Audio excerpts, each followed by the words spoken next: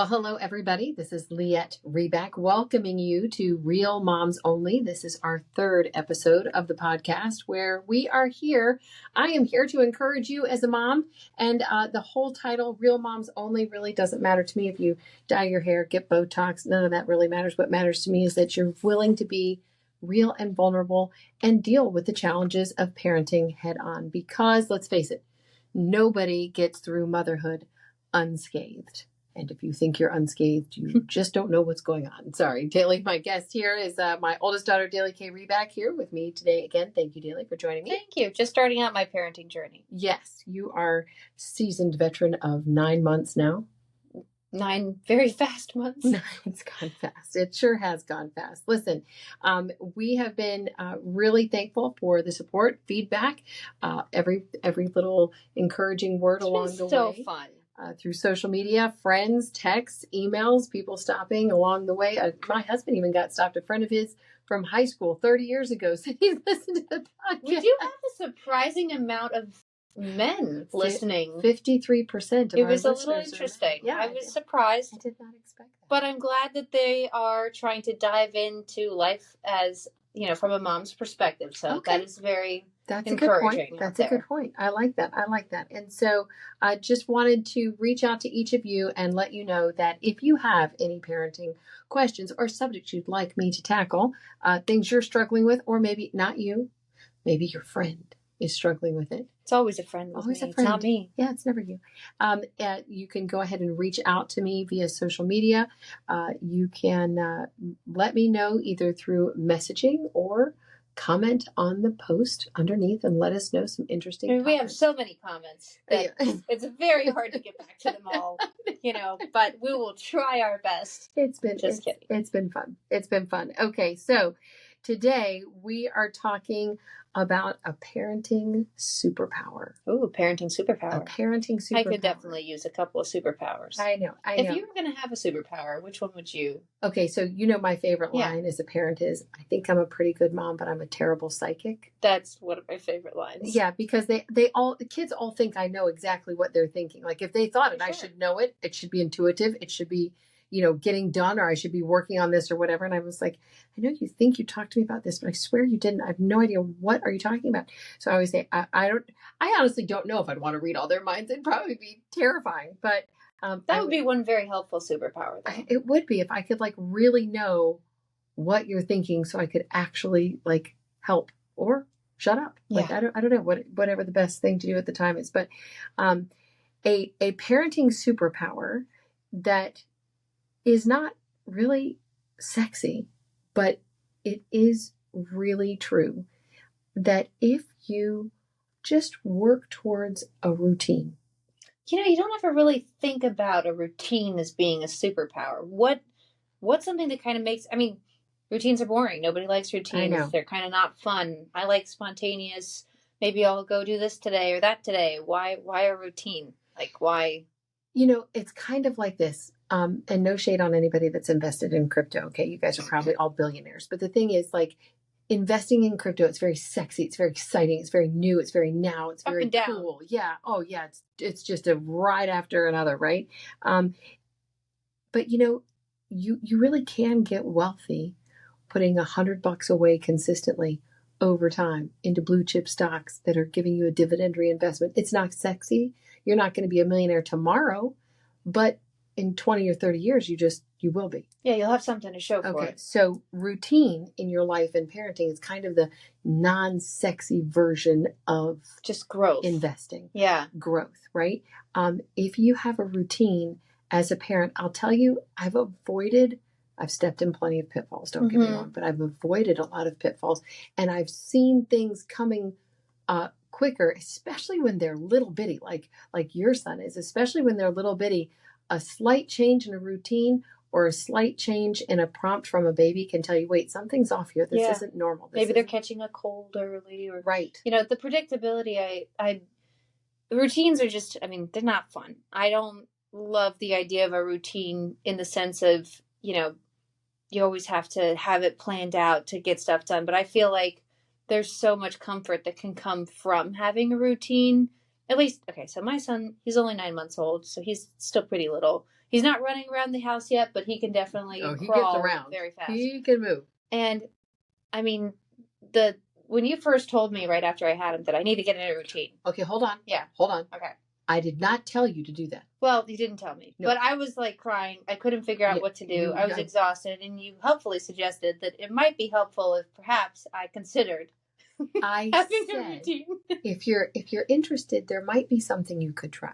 Yeah. I'm not going to tell you what to do. And it was really helpful because, finally I had time to take a shower. And I had time to figure out, oh, he wasn't hungry again. He was just tired now. Oh, he wasn't, he needed to play versus he just needed to rest, or it just learning to discern what those different cries meant. Right. As a new mom, I found that there is a lot of benefit to having some consistency as opposed to just being, well, maybe he's this. There's so much anxiety in not knowing. Yes. So I know it's funny to most people when I tell them that, people say they find out how many kids I have. I tell them there's 16. Nobody ever believes me, but I know. And then they say, well, how many were in your family? And, by the time I was born, my sister was off in college. So I was raised pretty much as an only child. I didn't grow up around a ton of kids. My dad, probably wisely, did not want me babysitting. I think he was worried that I wasn't going to pay attention. Something terrible was going to happen. And so really my first babysitting job was bringing you home from the hospital. Oh, so I had... That's terrifying. It really was. I had no idea what I was doing. And quickly, a friend of mine said the best thing you can do is just try to kind of keep a predictable start and end to your day. So she suggested sticking to a 2.5 or 3 hour routine with a newborn. And, just listen, try to start the day at the same time every day. Try to end the day at the same time try. And if you get off track of the day, that's okay. Just catch back up that next feeding, catch back up that next nap time, and start over. And, that's a really important lesson. Like if you're off track, it's not the whole day is garbage. The whole day isn't shot. And by the way, this is a great lesson to learn when they're newborns, because there are going to be toddlers that are going to get off track. Oh, yes. There are going to be elementary schoolers that are going to get off track. There are going to be middle schoolers and high schoolers that are you're wondering, where's the track that I laid, right? They get really there off is no track. Yeah. We're in the woods. We're off in the woods. But the thing of it is, with a routine, you've already laid the groundwork as a parent in their mind. My mother is trustworthy. My mother is consistent. My mother is here. My mother will meet my needs. And the world does not revolve around me. I'm a very important part of this family, but I'm not the only thing going on in this family. I fit into this. I'm a cog in this wheel. I'm not the wheel. And I have seen the most adorable little families where all of a sudden the child is the very, very, very center of everything. And you can see it in the kid. You're like, oh my goodness, I think this kid might have some challenges in the future because they rule the roost. Well, but they're not happy either. It's like an odd... Listen, every parent is going to do what they think is best for their child. I was the parent of you guys. I'm not the parent of everybody, but I've learned some things as being the parent of you guys. All of you, very different individual personalities. All of you have your own little mindset, your own way of going about life from the time you were little. It's so funny now to see some of the things that were so in you as a baby and a toddler and a teenager, and now it's the same thing. I'm like, yeah, that's no surprise. I figured. So you see these things in them, and I just want to say, there's lots of parents, they're like, I want every day to be an adventure. I want every day. And you know what? If that's how you really are as a person, that's really how you roll. I'm not saying you're doing a bad job as a parent. Right. You are probably doing a fantastic job as a parent. I'm simply offering something that has really been a superpower to me in helping manage a larger than average size family. Right. The benefits of this really happen when you've got multiple children. I mean, there's definitely, from me just having one, I can say there's definitely benefits in the sense of like anxiety wise. I know that if he ate at 11 o'clock, he's not hungry again at 1. It's nap time. So, instead of being freaked out and trying to feed him again and he gets a tummy ache and he's just not happy, it's like, okay, I have a set, every 4 hours he eats and then he naps for the last half of those, 4 hour time blocks. It's like, okay, it makes a little bit more sense and something that I can actually get behind and deal with. And the other night when he was so upset, couldn't get to bed, couldn't get to rest, and the next day you took him to the pediatrician. Well, he had an ear infection. Exactly. So I was able to tell because it was so outside of his usual routine. Right. I diagnosed it. The pediatrician didn't believe me. She was so funny. She was like, "Oh, well, he doesn't have any signs." I'm like, "There's something wrong. I know this kid. He would never cry at 8 o'clock. He's exhausted. Mm-hmm. There's nothing that would keep him up. He's usually out. He goes all in every single day with his whole heart and soul. He passes out at bedtime. When he's done, he's done. Out. So I can definitely agree with that. And I think, the best part for me about having a routine at all, is I just definitely have more set aside, dedicated time for myself. Mm-hmm. I can take my shower. I can take a call. I can, with a little bit of freedom and straight, like I can schedule stuff ahead a little bit. I know when to do the dishes.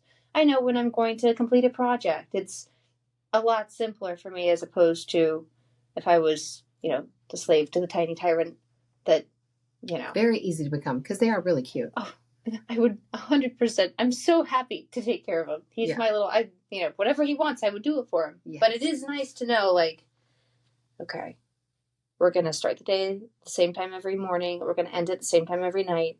And we're going to have these rhythms that we just parent within and keep stuff all tied together consistently.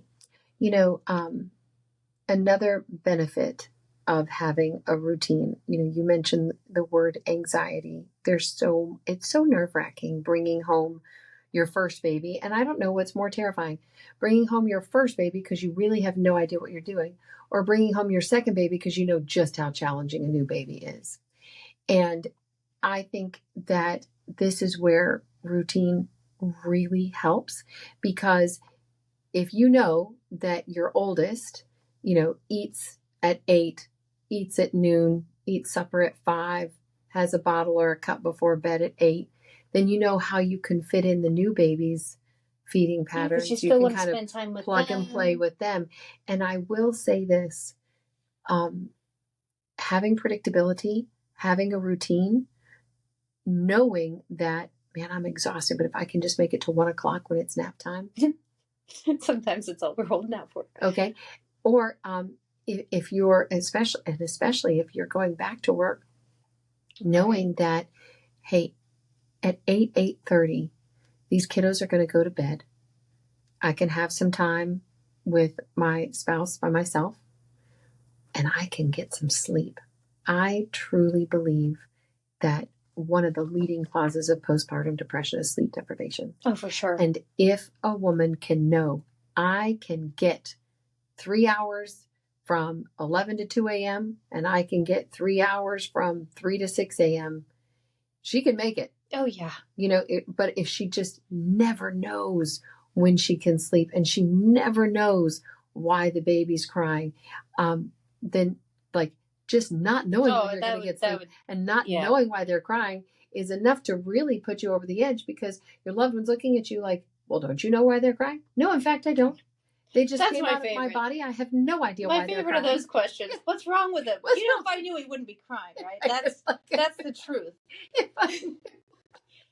That's one of my favorite questions. I know. But I also wonder, so now my baby's only 9 months, but, if you've got elementary age, children, routines look a lot different. You have 2 different drop-offs, 2 different pickups for school, and then you have sports practices, and then you have, any other extracurricular activities, crazy weekends with birthday parties. So that's why this routine is so important, because especially as you're building a family and you're building your family culture, consistency and routine is what's going to keep you guys threaded together. So you're not just teaching your baby a nap time.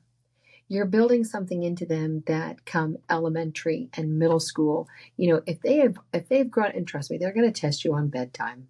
They're going to test those waters, and you're going to have 1 or 2 kids that no matter what, they're going to test the waters probably till they leave the house about bedtime or rest or giving the devices over or whatever it might be. But the truth is, building that consistency. Hey, we eat dinner together as a family at least this many times a week. Well, and talking about dinners, because I just thought of this when you were talking.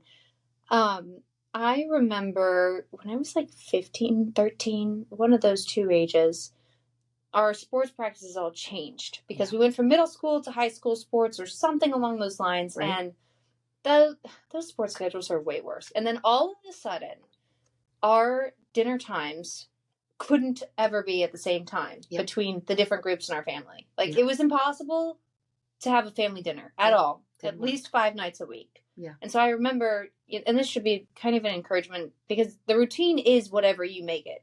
So as a parent, if you decide you want to have one meal together every day, but dinners are no longer an option, you said, let's just do a breakfast. We'll have a 1 hour breakfast together for sure, guaranteed. Treat it like a dinner, but, still scrambled eggs, nothing crazy. But we still get that family time together.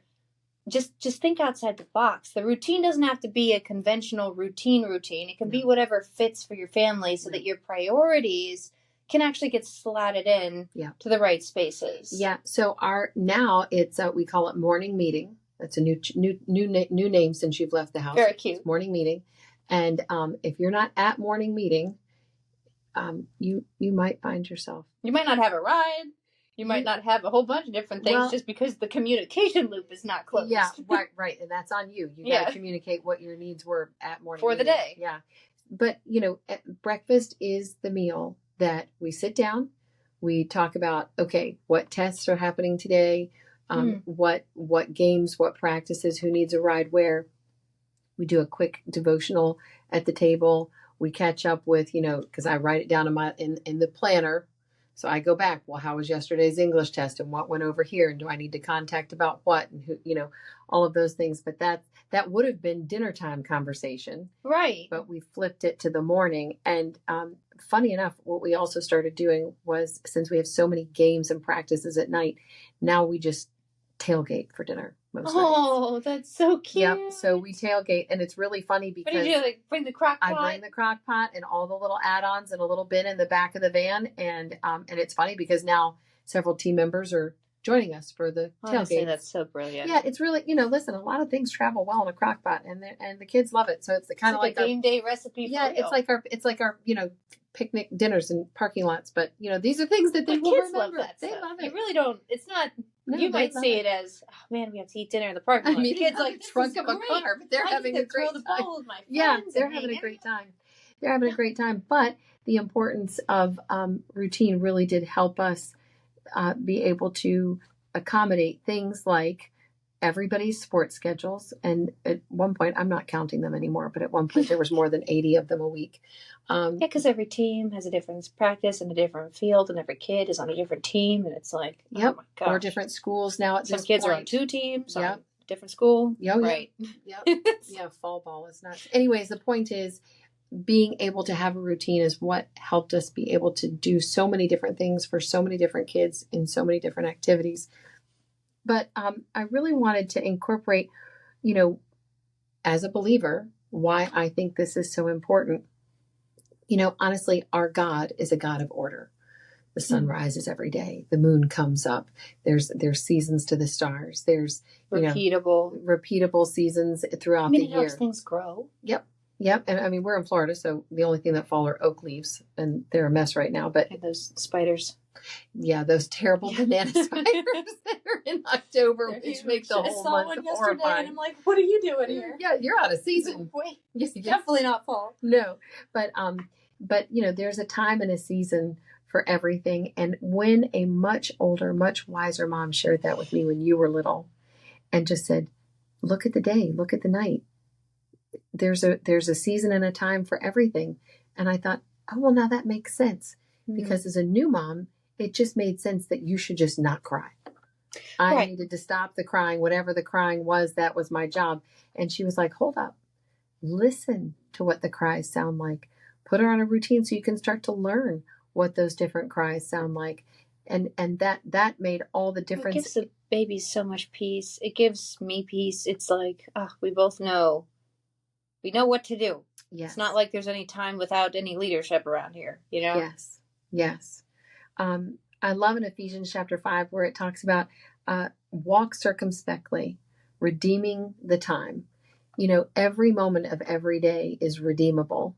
Every moment of every day you can use to do something really great. And it doesn't matter how little your child is, you're doing something great for the kingdom of God, just loving on him, teaching him, reading to him, and teaching him that there's an order, teaching him where he is in the order of your family. That's a great lesson to be teaching a little bitty baby. And then learning that, if you carve out sections of time for yourself, you need to. Somebody's got to plan it. Somebody has to. But here's the thing. Having had so many children, I've gained and lost hundreds and hundreds of pounds, all of which would not have been possible if I didn't have a routine. Right. Because I had to fit my workout routine around everybody else's workout routine. Right. I had to know when my slot was. And there were some people that had already taken the morning slot. Some people who shall remain like me nameless. When I was little. Yes. But I if you had to get it running. I learned that my workout slot was the last one to get filled. It was low on the totem pole with a bunch of very athletic children and husband. I used to laugh. I am a night owl. I'm trying to switch that a little bit now, but I am a night owl, and so it would be funny. I used to go running at 11 o'clock at night. That was my time slot, 11 o'clock at night. Oh, my goodness. Now, it was really quiet. I did get chased by possums and raccoons.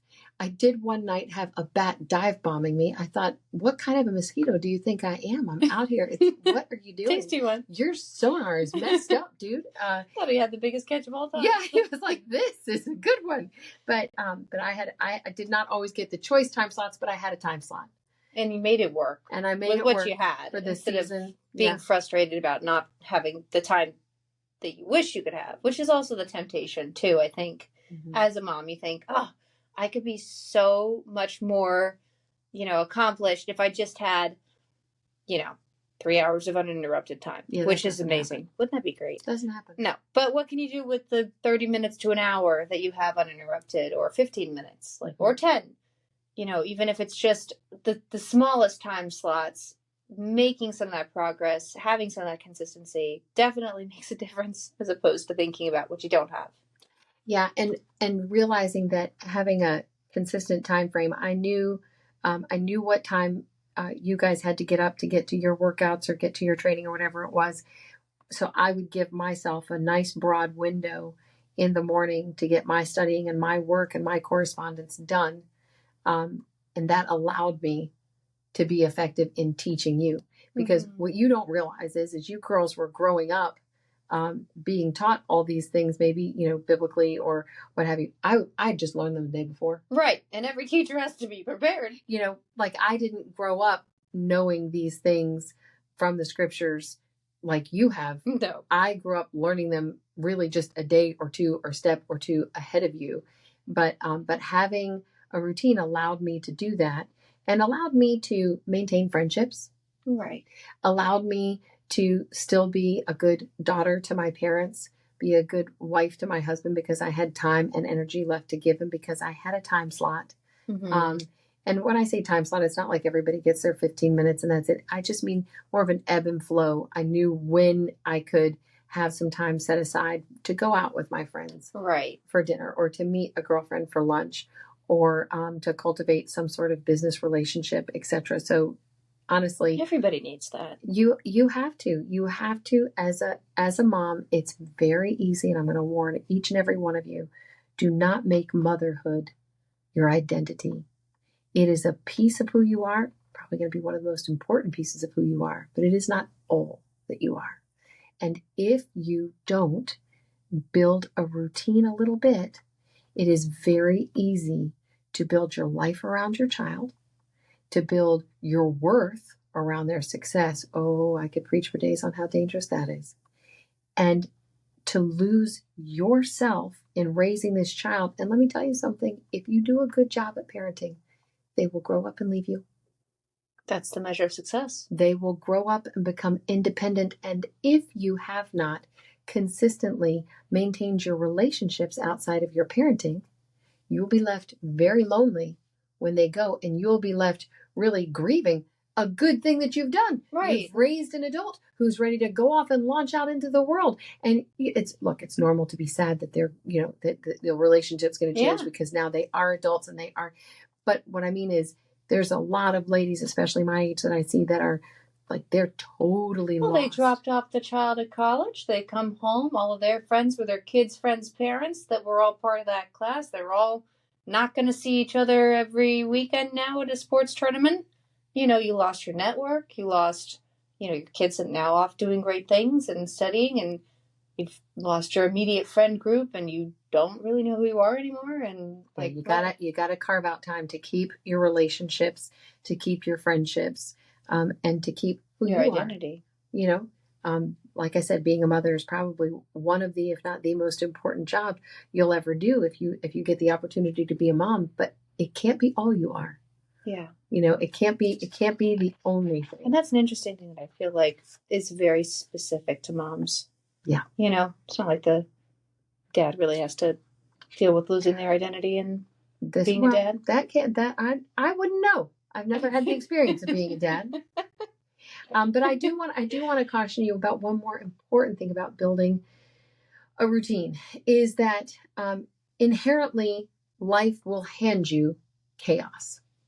Something is going to happen. Something is going to have some tremendous opportunity. You got a new job opportunity, but you're going to pick up and move somewhere. That's a something. Your husband got a new job opportunity and you're going to move to the other side of the country. Something unexpected. You get a cancer diagnosis. Your father unexpectedly passes away. A car accident happens. Listen, life will hand you chaos from time to time. It comes knocking on everybody's door, lots of times completely uninvited. But I want to tell you that having a routine is comfort in the middle of chaos. There have been times where things have been going on in our lives that the only thing I could think to do was to focus on the next step of today's routine. I remember one time being my brain, I call it ping pong rabbit, where it's just like ping pong balls swimming around inside my head and something is happening that I'm like, whoa, this is a big deal. And I remember walking into the kitchen thinking, I don't even know what to do with myself. And clear as day, it was just like, make lunch. And I couldn't even think, so I couldn't think of anything to make lunch. I started making peanut butter and jelly sandwiches. And I've never been so concentrated on peanut butter and jelly in my whole life. And I was like smearing it perfectly. These are going to be the best. Off the list, though, I got one thing done. I fed the children. And then I had to think of the very next thing that I was going to do. But the routine, having a semblance of a routine in the middle of a very chaotic time, gives you something to hold on to. It can bring some comfort. And if you're picking up and moving across country and you've lost your friends and your kids have lost their friends, well, the fact that you have Friday night game night is comforting. It's a routine. It's something we can rely on and expect. And build together as a family. And that routine, again, starting from when they're little, and if you have middle schoolers and you're just hearing this and this is some new idea for you, don't worry, you're never too late to the party. Building something into your routine is intentional to build that relationship. We just hit a new schedule. New schedule. And there was a window on Friday afternoons. There was a window with this one teenager where for literally 45 minutes, that kid's the only one home. Oh, no way. So my new thing is the second that kid walks in the door, I pop him in the golf cart and we go down the street and we go to Panera and we get a little snack together. Oh. But that's I saw that window and I was like, well, I'm not telling everybody that's what I'm doing. I guess I just did, but they don't really listen. Yeah, this is just only real moms. This is only real moms. But the point is having a routine lets you see these little windows of opportunity that you can say, okay, this isn't going to last forever. This season's going to be moments. Over, May 20th when school ends or whatever it is. That's all I'm going to get. But man, I'm going to take advantage of that every single Friday. Yeah. God willing. Well, and when I was little, I was 15. But I was, there was that one morning window in between. My swim practice started at 4:30 in the morning and ended at 6:30. I got home at 7. Nobody else really woke up till 7:30. So we'd have coffee together. Yes. Yeah. Between Yeah. Everyone else waking up and breakfast. Peace in the Middle It was East. so fun. We had like all our coffee Bible study. Yeah, so it was cute. lovely. It was lovely. So having a routine helps you identify those little special times that you can spend, and also helps bring comfort if you're in a season of chaos for whatever reason. And like I said, it comes knocking on everybody's door. So it's good to be prepared with a little bit of a routine. Listen, everybody's going to parent their own way. Everybody's got their own flavors, their own reasons for the way they do things. I will tell you wholeheartedly, I'm a lot more of a structured person, probably because my dad was a Marine, and you were supposed to be up with your teeth brushed, and you better be able to bounce the quarter off the bed, and you had to be fully dressed to eat breakfast. He was very much a man of order. It brought me a lot of comfort, but having this many children without a routine, it would not have been doable. It would have been complete chaos. But even when there was just 2 or 3 of you, it brought a lot of comfort to know when you guys were going to bed, and my day could be effectively done, and I could rest, or I could wake up, and if the day had gone really bad, I could start over again tomorrow and try with hopefully a little bit more success. This has been a great opportunity, Daly. Thanks for coming on and sharing how a routine helped you in your every parenting. day. It helps me every single day. Every day. It's wonderful, honestly. Not fun. It's not, the funnest thing to implement, but once you've actually got it going and you have that predictability, you're building upon your success every single day. So even though you're just doing the small things, it's like that one book, The French Laundry. I don't know if you've ever read about that, but when you do the same task over and over again, you reach mastery. You don't actually reach mastery just by learning about a task or learning about you build upon your success even with the most mundane things and repetition. In that case, I bet I am the best diaper changer in the entire world. Probably. There's a lot of repetition in that. Well, with that, thank you, Daly K. Thank all of you for joining us on the Real Moms Only podcast. Please reach out to us with your questions, comments, encouragements, or criticisms. I'm here to listen and learn from each of you. And I just thank you so much for your time this week at Real Moms Only.